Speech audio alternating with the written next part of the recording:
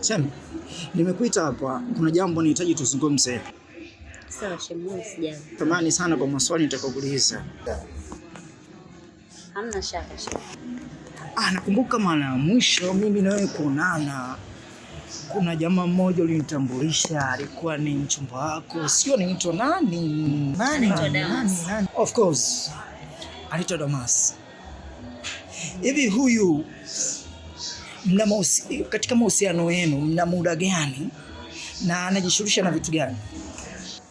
Damas ni mchumba wangu na mpaka sasa hivi tuna mwaka mmoja. Ndio. Na mfanya biashara mkubwa sana wa simu za smartphone.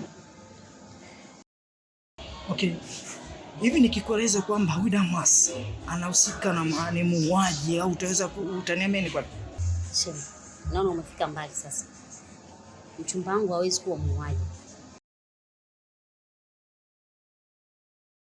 Damas anahusika katika mauaji ya kifo cha Teresia na pia amefanya mauaji wa bosi wa kampuni ya TRC.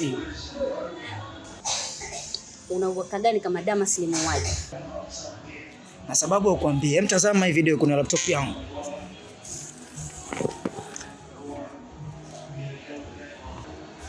Usistuke.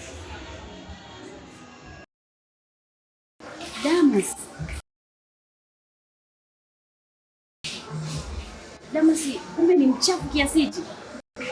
Hivyo ndivyo nilivyofanya.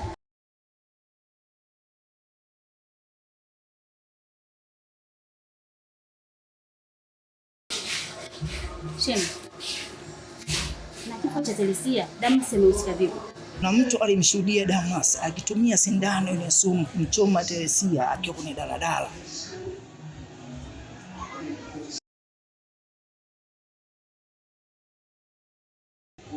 Nimekuita hapa, nahitaji ushirikiano wako. Nahitaji ushirikiano wako niweze kumpata Damas. Nipo na wewe bega kwa bega, yaani hata sasa hivi Damas yakamata. Asante sana Shem, kwa kuwa una moyo ujasiri kama huo. Asante sana.